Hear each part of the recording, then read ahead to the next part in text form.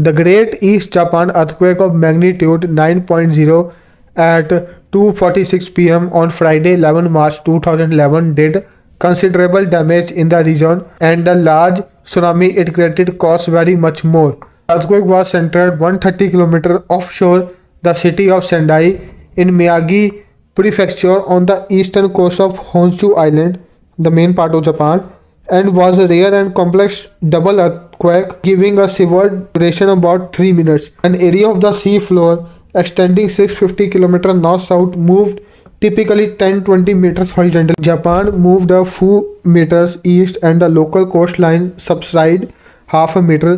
The tsunami inundated about 560 km square and resulted in a human death toll of about 19,500 and much damage to coastal ports and towns, with over a million buildings destroyed or partly collapsed. 11 reactors at 4 nuclear power plants in the region were operating at the time and all shut down automatically when the earthquake hit. Subsequent inspections showed no significant damage to any form of earthquake. The operating units which shut down were Tokyo Electric Power Company's TEPCO's Fukushima Daiichi 123 and Fukushima Daiichi 1234, Tohono Onagawa 123 and JEPCO's Tokai, total 9,377 megawatt net. Fukushima Daiichi units 4, 5 and 6 were not operating at the time but were affected. The main problems initially centered on Fukushima Daiichi 123. Unit 4 became a problem on day 5.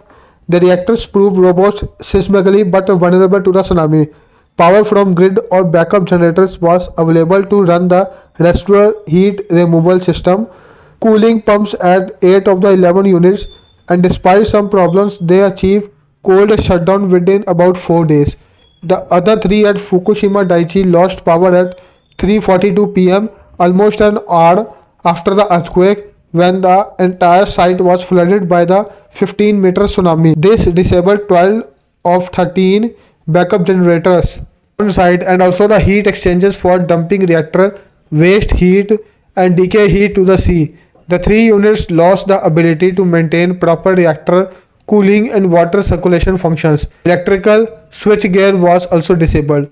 Thereafter, many weeks of focused work centered on restoring heat removal from the reactors and coping with overheated spent ponds. This was undertaken by hundreds of TEPCO employees as well as some contractors, supported by firefighting and military personnel. Some of the TEPCO staff had lost homes and even families in the tsunami and were initially living in temporary accommodation under great difficulty and privation with some personal risk. Hardened on-site emergency response center was unable to be used in grappling with the situation due to radioactive contamination. 3 TEPCO employees at the Daiichi and Deni plants were killed directly by the earthquake and tsunami, but there have been no fatalities from the nuclear accident.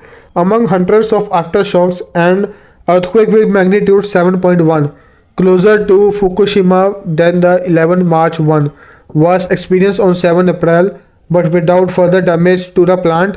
On 11 April, a magnitude 7.1 earthquake, and on 12 April, a magnitude of 6.3 earthquake, both with the epicenter at Fukushima, Hamadori, caused no further problem. Now, in 2025, Japanese authorities have approved the decision to restart the world's biggest nuclear power plant, which has sat dormant for more than a decade following the Fukushima nuclear disaster, in a pivotal moment as the country looks shift its energy supply away from fossil fuels.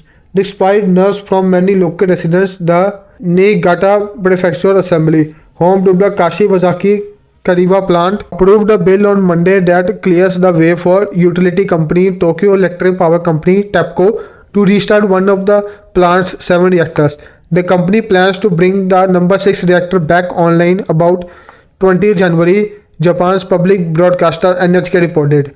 Japan has taken a cautious approach to nuclear energy since a massive 9.0 magnitude earthquake and tsunami in 2011 triggered a nuclear meltdown at the Fukushima Daiichi plant. It was the world's worst nuclear disaster since Chernobyl in 1986. Following the disaster, Japan shut down all 54 of its nuclear power stations, including Kashiwazaki, Kariwa, which sits in the coastal and port region of Niigata, about 320 kilometers north of Tokyo on Japan's main island of Honshu.